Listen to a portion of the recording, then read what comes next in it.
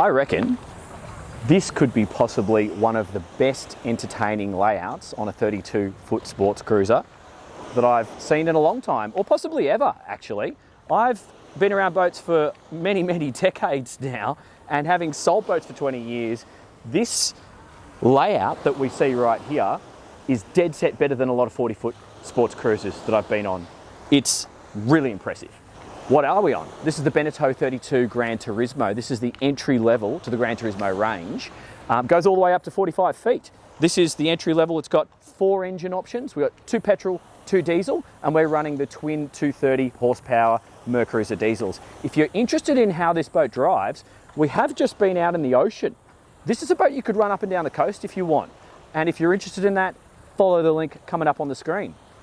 My name's Dan Jones. Welcome to Dan's Boat Life. I like talking about boats, so hopefully you like listening, because this is a walkthrough, a very detailed walkthrough, and we're going to go right through this boat, starting on the top, making our way down, and we'll go through the engine bay at the end of the video, so stay watching if you're interested in that.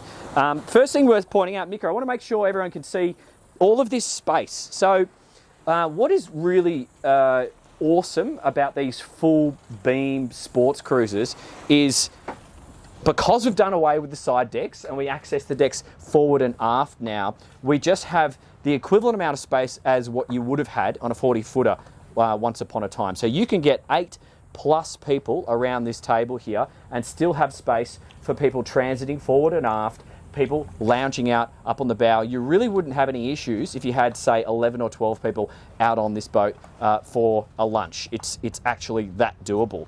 But let's go through all the details. Why don't I start at the transom? So you go here, Mika. I'll run out the back, because this one's got the extended swim platform, and the space is epic. There's like easily 1.5 meters there, 1, 2, 3+ meters here. So you could probably put a light tender out here if you wanted to, or just come somewhere like this and use the Doyle's tender just there. They got a little rowboat, go in, have some fish and chips. That's the kind of thing you do on a boat like this. Underneath here, if you've been for a swim, is your 4-step telescopic swim ladder. I've got the lounge, the backrest of the lounge set up in sun lounge mode right now. So as you can see, it's a good aft seat. It's nice and strong. It's got a stainless steel frame, and you can do the whole sunning or half sunning yourself thing if you wish. Some people might add a bimini out the back here, but I'm not sure that's super necessary, because the end of the structure sort of finishes there. So if you've got this backrest up, which I'll do in a second, you are still going to be reasonably well protected. And then moving forward, the protection's epic anyway. And the forward sun lounge has got some sun protection as well. So that is giving you plenty of options, is what I'm trying to say. So this backrest here, I'll see if I can do it, just goes up like that. See? Oh, look at that. I love it when I get something first time. So it doesn't always happen.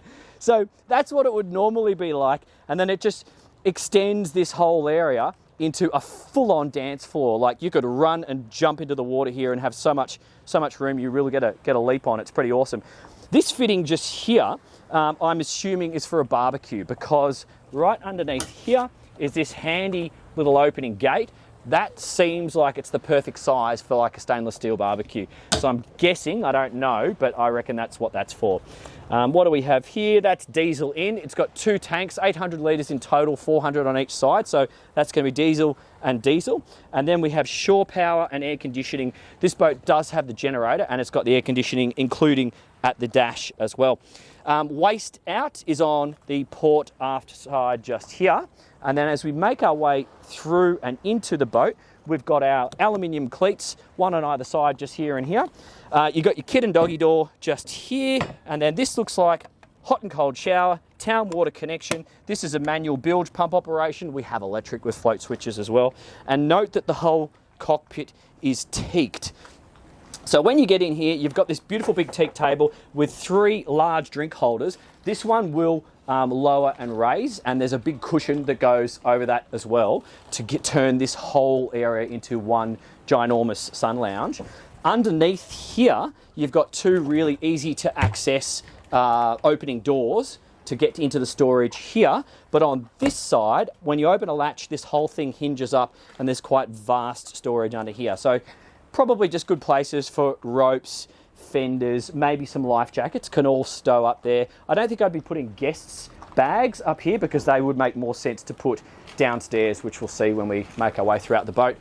So 1, 2, 3, 4, 5 down lights. So pay attention to that. That means this table is going to be illuminated of an evening when you're eating, and the mini bar is also accessible. So what you have here is 1-2 gas cooker. That looks like, oh, that looks like hot and cold water. That's cool. So a little sink just there. We've got our isotherm fridge with freezer drawer there as well. Decent amount of just sort of temporary storage there, and I can see the fill up for the windscreen wiper wash. We do have courtesy lights dotted around the floor so you can illuminate without ruining your night vision when you are driving. And note that the angle of the backrest just here is on, I say, a 45 degrees, so this is quite a comfortable place to sit and enjoy that. Oh my God. We're going for a swim after this, Mika. It's so hot, and today's the kind of day to be doing that sort of thing. So that's awesome. Now, another thing worth pointing out, some of these style of boats don't always have the sunroofs. You do want a sunroof, an opening sunroof on this, because with all this glass, if you didn't have that, you would be lacking with airflow. Whereas on this boat, window, sunroof, we've got plenty of airflow, and we can just close it and just crack it open if you want some airflow, and then you've got heaps more from this door just here. So that's really good when you're at rest, quite comfortable. If it's still too hot, if you're in Queensland or Florida, you've actually got air conditioning. So you can pump that out, especially at the dash, where the driver could be uncomfortable on a really hot day. So whilst we're at the dash, let's focus on it. Underneath is a perfect storage lockup for safety grab bags. So that's perfect size for a safety grab bag for about 4+ people, and that'll just get you out of trouble if you get pulled over and inspected. The dash is, look, it's functional, you know, it's typical Beneteau. This is the standard interior, or not interior, it's the standard upholstery. You do have other options to go up and down the spec as you see or as you go. 1, 2 driver and navigator seats, they do have the function to go forward and aft. I talk more about that in the test drive video, but just quickly, I've got our fuel shutoffs, I've got a speaker, I've got some storage underneath the helm, you've got phone storage just here, including charging, which is useful. You've got a short man step. Dan always likes the short man step, and you would use this one at certain times, so that's kind of useful.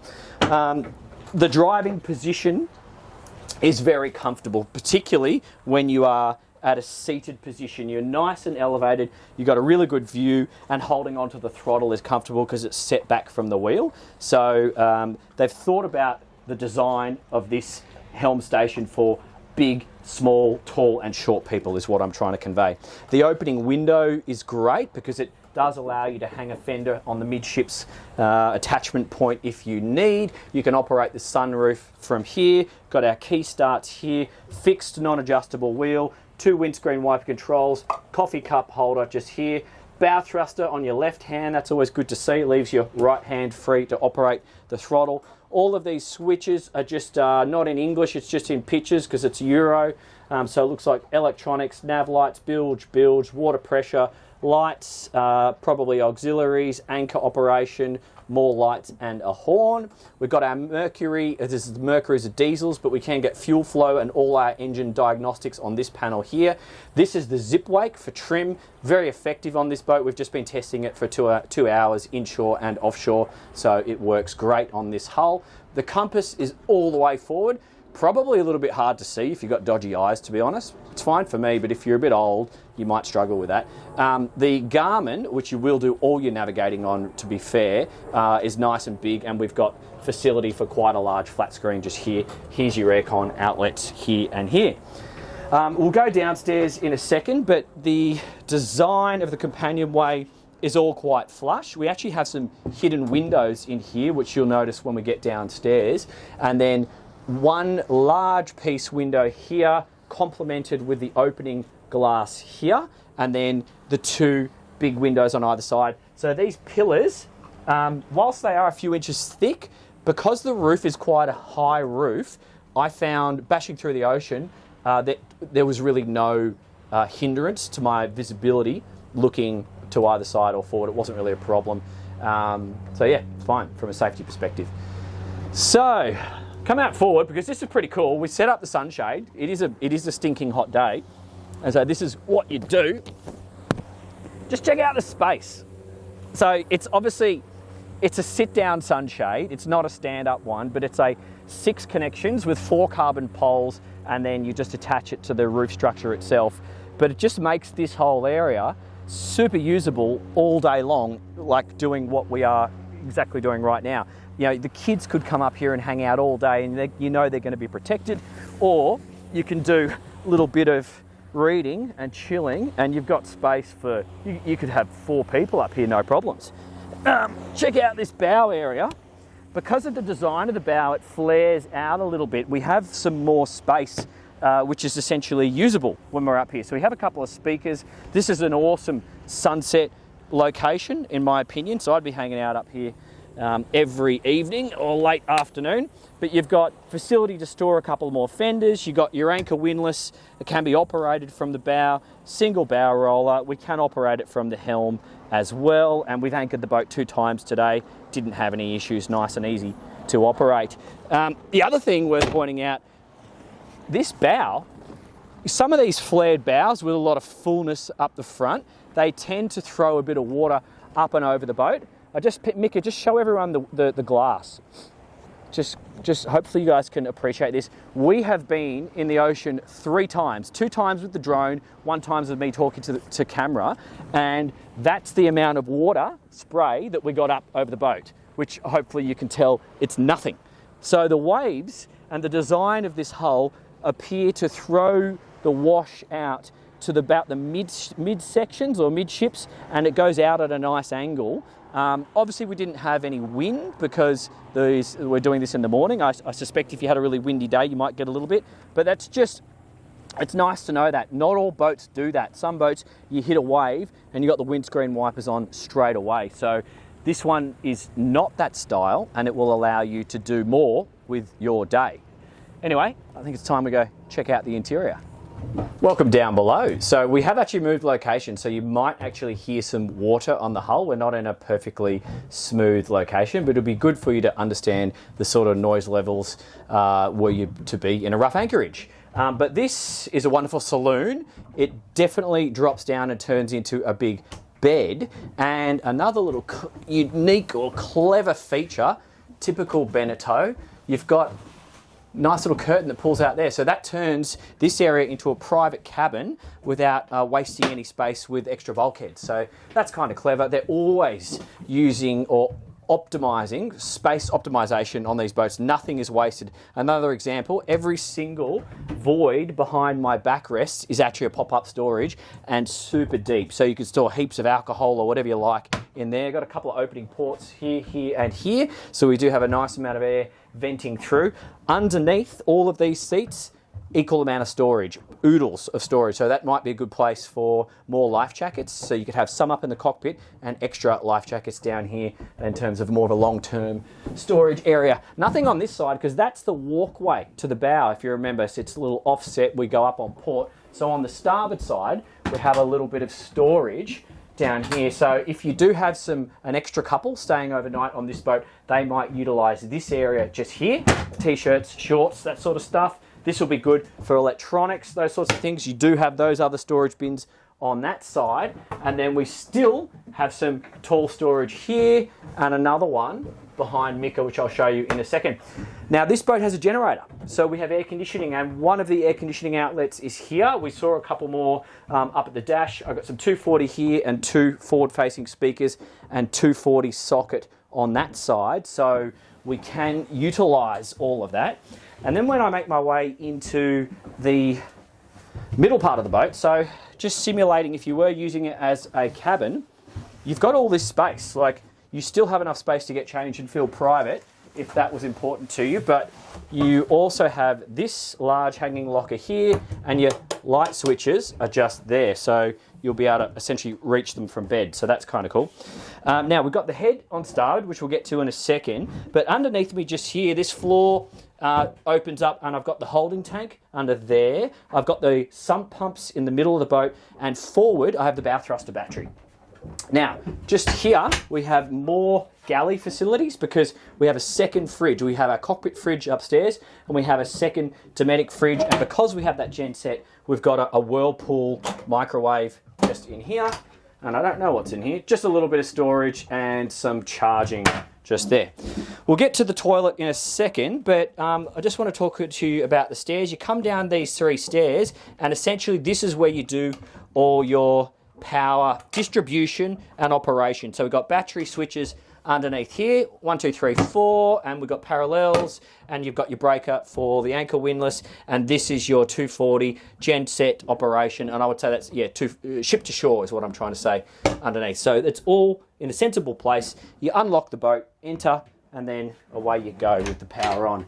But this is probably the master because it's a proper separate cabin. Come in here. Excuse the plastic. This boat literally came off the ship a day ago. So there's still a bit of factory dust. There's still plastic on the cushions.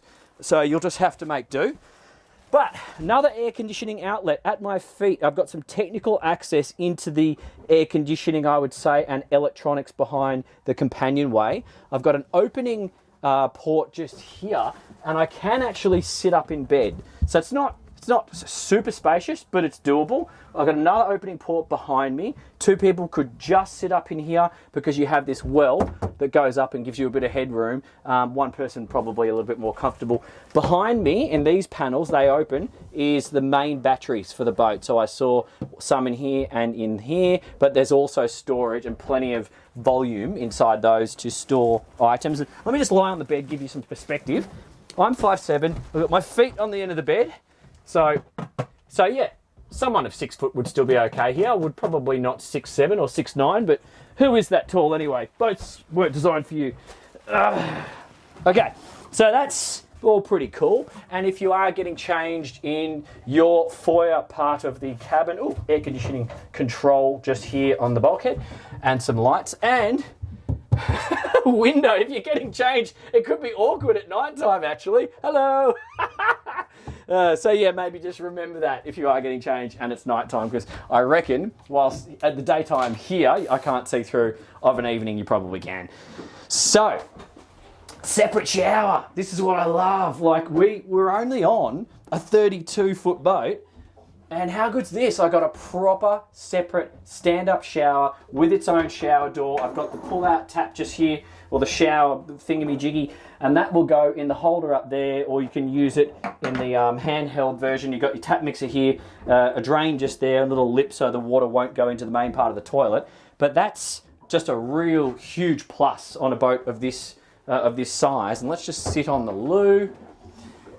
Okay, yeah, so even on the loo, remember the door opens outwards, so you've got no issues of larger people getting in and out. We've got some ventilation here. I've got some storage up here on both sides, and again, just here and here. So that's bucket loads of storage. More storage down here for your loo roll and some cleaning gear. And it's an electric macerator toilet with a holding tank and a decent amount of bench space, privacy screen as well. So yeah, this is everything you need. It's pretty good. Oh, I also see access to behind the helm should you need to get technical.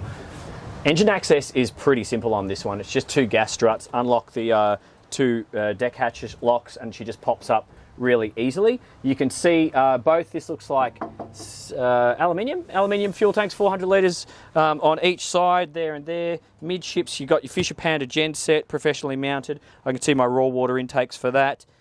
Then just immediately after me is the Mercruiser diesels. Obviously, they're 230 horsepower each. That's the raw water intake, as you can see, and they are a turbo diesel. I can see that on either side. The other thing worth pointing out, there's bucket loads of engine bay sound insulation. So that's going to retain a lot of the heat in here, but more importantly, the sound, so you guys can have conversations when you're relaxing and having a good time. Okay, I hope that was useful and you learnt something about the Beneteau GT 32 or 32 GT. Who buys this boat?